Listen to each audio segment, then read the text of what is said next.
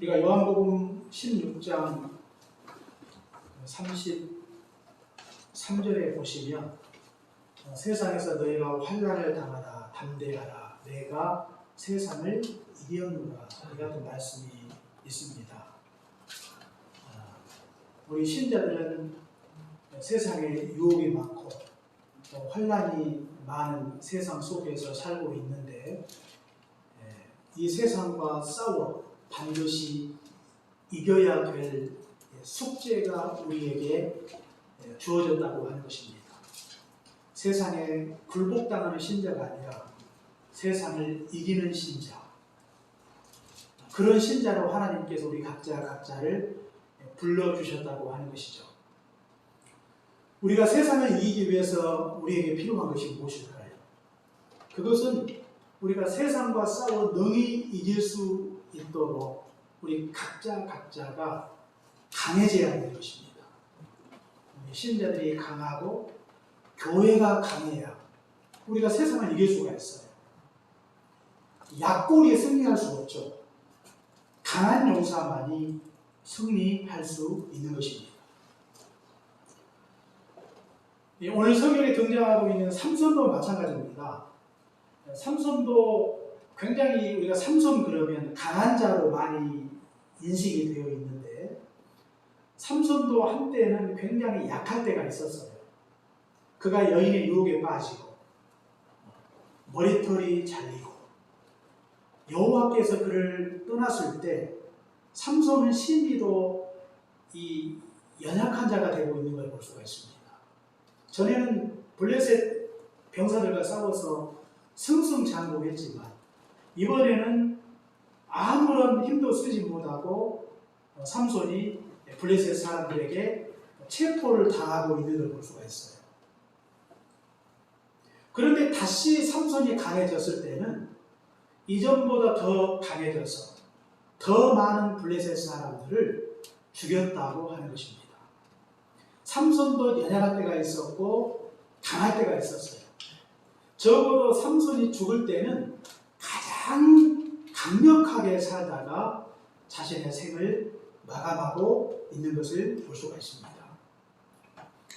삼손이 어떻게 한때는 약했다가 다시 강해질 수 있었던 그 비결이 과연 무엇일까요? 그리고 오늘 성경을 통해서 몇 가지 생각해 보도록 하겠습니다. 첫째로 삼손은 고난을 통해서 강해졌다고 하는 것입니다. 고난. 아마 삼손도 자기 인생이 형통할 때는 아마 그런 걸 많이 깨닫지를 못했을 거예요. 자기는 항상 강하다고 생각을 했을 것입니다. 그런데 삼손에게 큰 시련이 닥쳐오지 않습니까? 삼손이 큰 고통을 겪었습니다. 블레셋 사람들에게 잡혀서 눈이 뽑히고 놋줄에 묶여서 맷돌을 돌리는 실세가 돼요. 얼마나 힘들겠어요. 그리고 한때 이 블레셋 병사들을 상대로 승승장구했던 삼손이 그야말로 비참하게 많은 블레셋 사람들이 모이는 곳에서 제주를 부리고 있는 걸 볼 수가 있어요. 한번 상상을 해보세요. 또 비유가 좀 어떨지 모르겠지만 우리나라 유명한 장수가 있는데 그 장수가 적군에 잡혀서 그들이 구경하고 있는 곳에서 덩실덩실 춤을 추면서 제주를 부린다고 생각을 해보세요. 얼마나 정신적으로 크나큰 수치입니까? 모욕거리죠. 차라리 죽는 것보다 더 심한 그런 모멸감을 느끼고 있는 걸 볼 수가 있습니다. 저는 이 성경을 볼 때 왜 이렇게 큰 모욕감을 느끼면서도 삼손이 자신의 목숨을 끝까지 부지한 이유가 무엇일까? 이런 질문을 좀 던져볼 때가 있어요. 그런데 우리는 삼손의 마지막 순간을 보시면 그가 그 모든 모욕을 참아낸 이유가 무엇인가를 알 수가 있습니다. 뿐만 아니라 삼손은요, 영적으로도 크나큰 고통을 당하죠. 블레셋 사람들이 삼손을 보면서 뭐라고 이야기합니까? 우리의 손에 우리의 신이 삼손을 넘겼다. 그러면서 자기들의 신을 이렇게 찬양하지 않습니까? 삼손이 그야말로 이 블레셋 사람들에 의해서 하나님의 이름이 멸시를 받는 그런 경험을 삼손이 하고 있는 걸 볼 수가 있습니다. 삼손은 그야말로 큰 고통을 겪고 있어요. 그런데 이 삼손이 겪었던 고통이 헛된 고통이 아닌 것은 그 고통을 통해서 자기를 돌아보았다고 하는 것입니다. 자기를 돌아보지 않는 고통은요, 의미가 없어요. 고난이 다 의미가 있는 건 아니에요. 고난이 닥쳐왔을 때 여전히 마음이 완악하고 완고한 사람은요, 자신에게 이 고난이 큰 의미가 없습니다. 그러나 고난이 우리 인생 가운데 닥쳐왔을 때 고난을 통해서 자기를 돌아볼 수 있다면 고난조차도 나에게 크나큰 유익이 되고 고난이 우리 자신을 더욱더 단단하게 만들어요. 그러므로 우리가 고난이 우리에게 닥쳐왔을 때 항상 우리 자신을 돌아보는 것입니다. 돌아보는 거예요. 아마 삼손은 적어도 몇 가지 생각을 했을 텐데요. 삼손은 이 고난 중에 있을 때 자기가 분별력을 갖지 못하고 여인의 유혹에 빠졌던 거, 그것도 생각을 했을 거고, 자신의 정체성, 나시린이라고 하는 자신의 정체성을 잃어버리고 여인에게 자신의 머리를 내어줄 것, 그리고 하나님이 그와 함께 계신 것은 그를 통해서 이스라엘 구원코자 하시는 사명을 그에게 맡겨주시고 그 사명을 감당하게 하시기 위해서 하나님이 그와 함께 하신 것입니다. 그런데 이 삼손은 하나님이 자신에게 맡겨준 사명을 망각하고 있는 걸 볼 수가 있어요. 그러니까 이런 것들을 평소 잘 생각을 못했는데 자신에게 큰 고통의 순간이 닥쳐왔을 때 자기를 돌아본 거예요. 뭘 잘했는지, 뭘 못했는지, 나에게 어떤 문제가 있는지. 특히 하나님의 말씀대로 행치 못한 자신의 이 불순종의 죄, 이런 것들을 돌아보면서 자신의 문제를 발견하고 자신의 문제를 개선코자 했다고 하는 것입니다. 그때부터 삼손은 강해져요. 이렇게 고난이 우리 인생을요 강하게 만들어줄 때가 얼마나 많은지 몰라요. 우리도 고난이 닥쳐왔을 때 고난 중에 무엇보다 우리에게 필요한 것은 그 고난을 자기 성찰의 기회로 삼아야 되겠습니다. 그래서 우리 형제들이 이제 군대 가면 많이 철이 들죠. 많이 성숙해져요.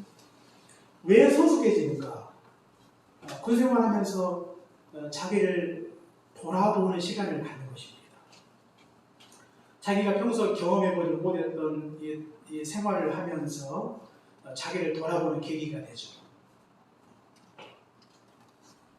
그래서 그런 과정을 거치면서 청년들이 더욱더 성숙해질 것입니다. 물론 경우에 따라서 뭐 군대 갔다 와도 철 들지 않는 청년들도 굉장히 많습니다. 그러나 아마 대부분의 청년들이 많이 철이 드는 것 같아요. 그것은 자기를 돌아볼 수 있는 그런 시간을 가졌기 때문입니다. 우리는 자기를 성찰하되 하나님 앞에서 말씀 앞에서 자기를 돌아보아야 되겠습니다. 그리고 자기 속에 들어있는 문제를 발견하는 것입니다. 나에게 어떤 문제가 있는가.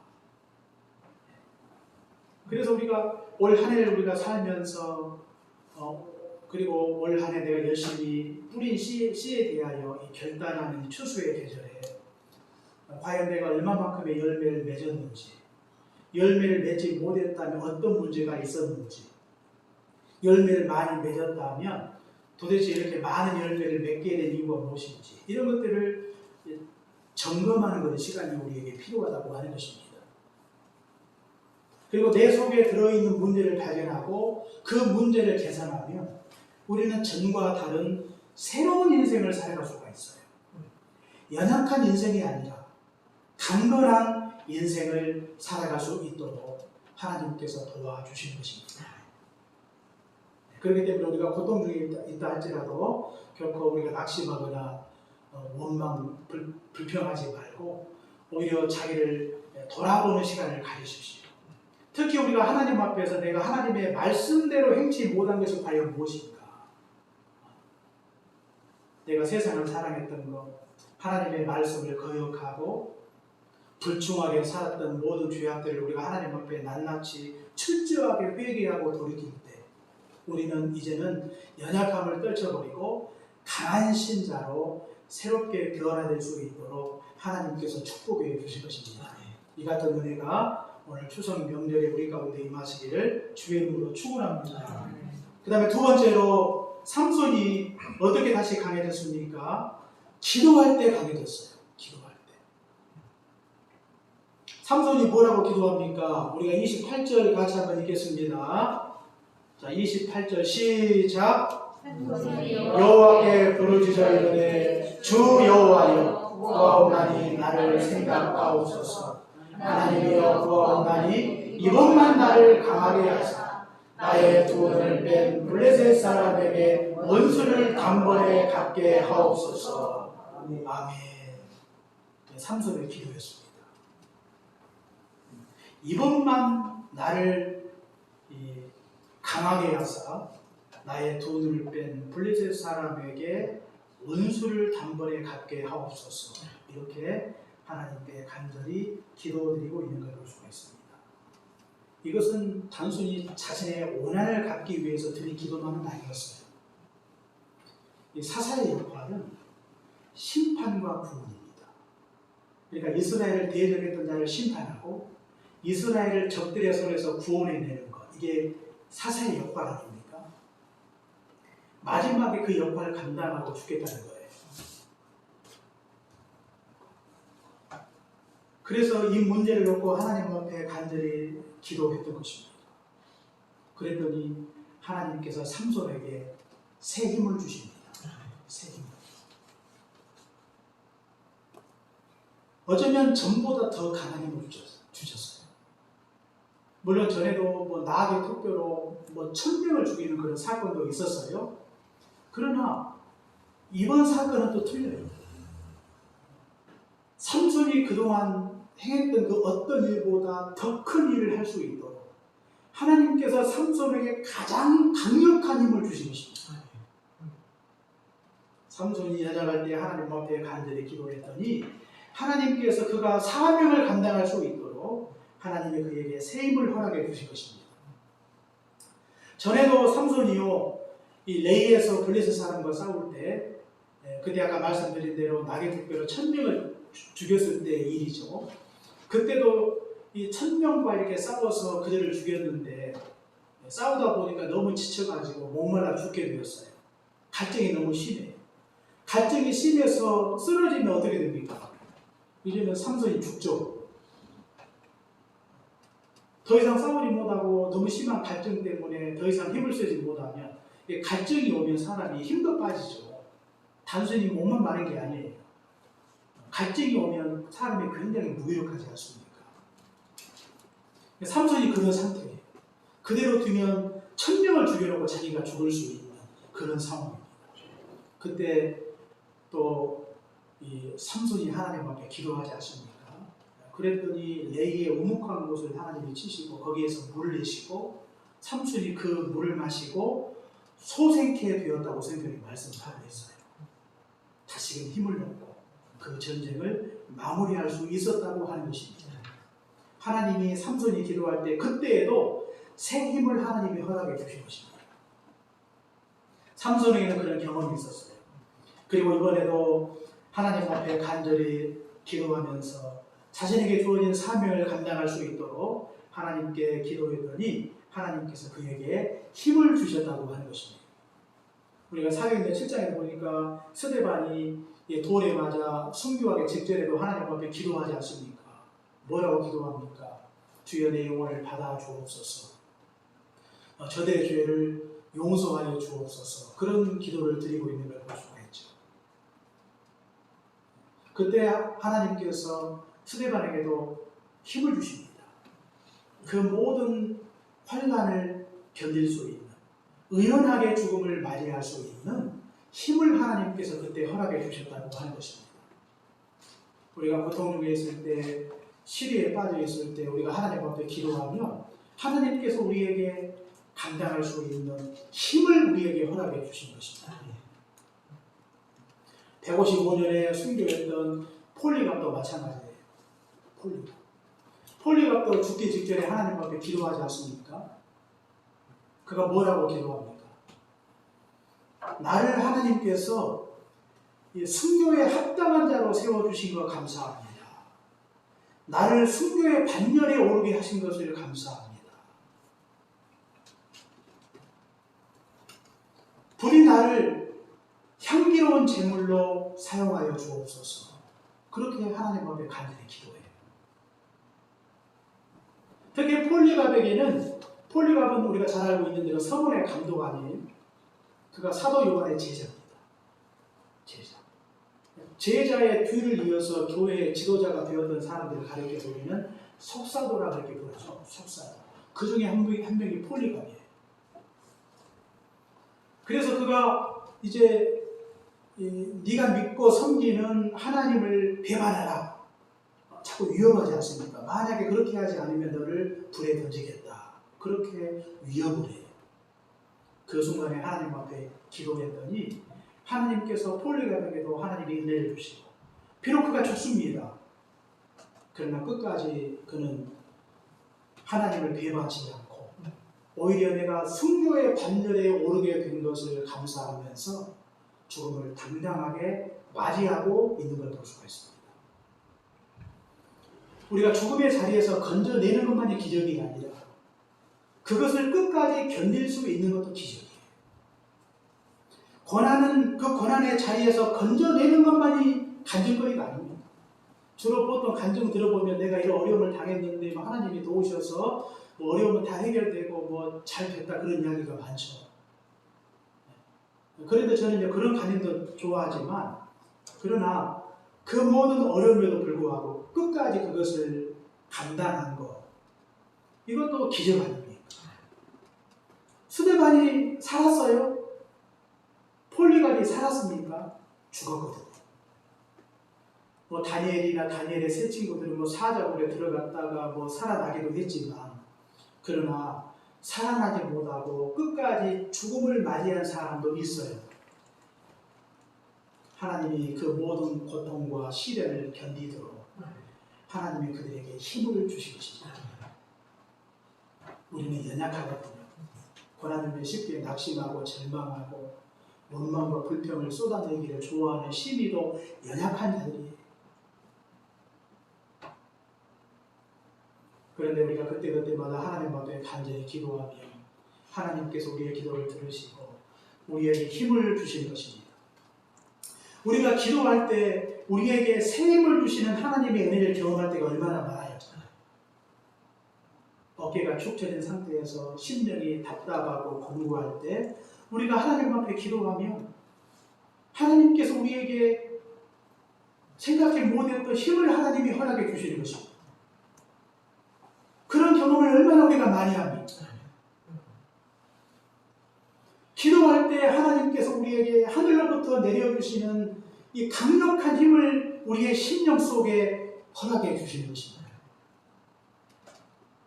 그 힘으로 살고 그 힘으로 견디도록 하나님께서 은총을 베풀어 주시는 것입니다. 마치 시대로 버린 식물이 거기에다가 물을 주면 다시금 그 식물이 소송케 되는 것을 우리가 볼 수가 있듯이 우리의 이 메마른 우리의 영혼 속에 하나님 앞에 간절히 기도하면 하나님께서 우리에게 새 힘을 주셔서 다시금 일어설 수 있도록 우리 심령 속에 강하고 담대한 마음을 허락해 주시는 것입니다. 그러므로 우리가 이 땅에서 강한 신자로 살기 위해서 기도하기를 쉬는 일을 범치 말고 범사에 기도하시고 적어도 하루에 한 번 이상은 꼭 기도하십시오. 기도해야 우리가 세상을 이길 수가 있어요. 기도하지 않는 신자는 세상을 이길 수가 없습니다. 제자라고 하는 타이틀을 가졌던 예수님의 12사도도 마찬가지예요. 그렇게 예수님 측근에서 기적을 보고 예수님과 함께 동고동락했던 제자들도 한순간 기도하지 못했더니 예수님이 잡히시는 그날 밤에 예수님을 다 부인하고 저주하고 흩어지는 이런 비참한 일이 발생하고 있는 걸 볼 수가 있어요. 너희가 시험에 들지 않게 기도하라고 주님께서 말씀하고 있음에도 불구하고 그 말씀을 기억하지 못하고 기도하지 못했던 것입니다. 그랬더니 제자들의 모습이 어떻습니까? 과연 저들이 제자인가 할 정도로 그야말로 참 비참한 그런 모습을 우리에게 보여주고 있는 걸 볼 수가 있습니다. 왜 그들이 이렇게 약하게 되었습니까? 그것은 바로 기도해야 될 때 기도하지 않았기 때문입니다. 과거에 우리가 어떤 경험을 했다 할지라도 내가 과거에 내가 주님을 위해서 내가 큰 일을 했다 할지라도 오늘 내가 하나님 앞에 기도하지 않는다면 우리는 무기력한 신자가 될 수밖에 없는 것입니다. 여러분 제자들만큼 기적을 보셨어요? 예수님 가까이에서 그 큰 역사를 보신 분이 과연 누구입니까? 그럼에도 불구하고 제자들이 순식간에 무너져요. 우리도 다르지 않습니다. 연약해요. 그러므로 항상 기도하십시오. 범사에 기도하십시오. 쉬지 말고 기도하십시오. 기도할 때 하나님께서 우리에게 힘을 주실 것입니다. 그리고 세 번째로 삼손이 다시 강해진 것은 죽고자 할 때 강해졌다고 하는 것입니다. 삼손이 마지막에 하나님 앞에 기도한 것은 그냥 어떻게 살아보려고 한 게 아니에요. 죽고자 이미 마음을 정했어요. 죽고자 하니까 그 전보다 10배, 100배 더욱더 강해졌어요. 얼마나 삼손이 기백이 있습니까? 이번에 내가 하나님이 나에게 허락하신 그 마지막 그 사명, 그거 감당하고 그들과 함께 죽겠다는 마음을 정했던 것입니다. 그가 그런 생각을 할 수 있는 것, 그리고 그런 생각을 하면서 자신의 목숨을 던지고자 했던 그런 결심을 할 수 있었던 것은 그가 이미 죽고자 마음을 정했기 때문입니다. 죽고자 하면 강해져요. 참 놀라운 일이죠. 정유재난이 벌어졌던 그 정유일기에 보시면 잘 아시는 대로 그때 일어났던 전쟁이 바로 이 명랑해전 아닙니까? 7천량 해전으로 조선 수군을 다 잃어버리고 12척의 배가 남았어요. 그때 이제 전쟁에 출전하기 전에 장군이 다 모읍니다. 다 모아요. 그리고 마지막 이 출전 메시지를 장수들한테 전하죠. 병법에 이르기를 죽고자 하면 살 것이며 살고자 하면 죽을 것이다. 한 사람이 길목을 막으면 1000사람을 두렵게 할 수가 있다. 이러면서 출정을 앞에 두고 장수들을 독려합니다. 그리고 실제로 전쟁이 벌어지죠. 적군의 배는 133척. 출정하지 못했던 일본 수군까지 합치면 한 333척 정도가 된다고 하는데 현장에 133척이 모였는데 조선의 수군은 비록 13척밖에 되지 않죠. 그렇게 전쟁이 시작이 돼요. 그리고 이순신 장군이 가장 먼저 앞서서 죽고자 하는 마음으로 전쟁에 임했던 것입니다. 그래서 그 전쟁을 승리로 이끌지 않습니까? 죽고자 하면 강해지는 것입니다. 예수님이 하시는 말씀이에요. 요한복음 12장에 보니까 하나님의 일이 땅에 떨어져 죽지 아니하면 하늘 그대로 있고 죽으면 많은 열매를 맺는다. 기독교의 힘은요 죽음에 있는 것입니다. 죽어야 사는 거예요. 죽음의 열매를 맺고 죽고자 하면 강해져요. 기독교는 역설이 매우 강해요.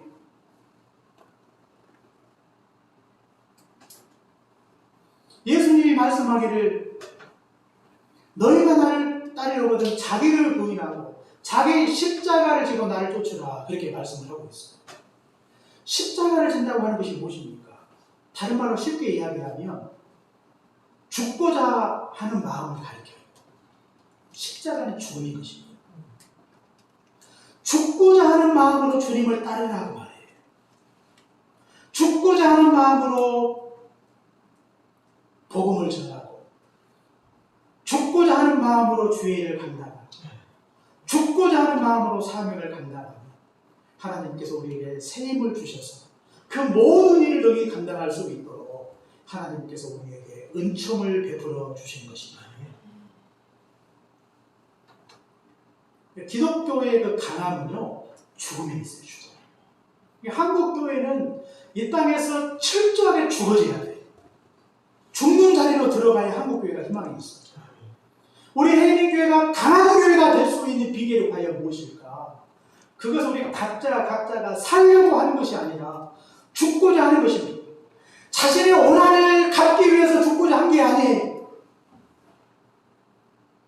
삼손에게 주셨던 사사로서의 사명, 그것도 마지막 사명을 감당하기 위해서 죽고자 했던 것입니다. 이스라엘을 대적했던 블레셋을 심판하고 그들로부터 이스라엘을 구원코자 하는 그 사사로서의 사명을 마지막 순간까지 감당하기 위해서 자신의 목숨을 내어놓았던 것입니다. 목숨에 대한 이 연민이나 목숨에 대한 집착이 없는 자가 누가 있겠습니까? 그렇지만 그는 그걸 두려워하지 않았습니다. 죽고자 했을 때 하나님의 손에 붙들려 그가 하나님 역사에 크게 쓰임을 받고 있는 것을 볼 수가 있습니다. 지금 이 시대 가운데 필요한 우리 신자들, 교회는 어떤 교회입니까? 강한 교회예요. 강한 교회. 세상을 이기는 교회. 어둠의 세력들을 이기는 교회. 죄와 싸워 이기는 교회.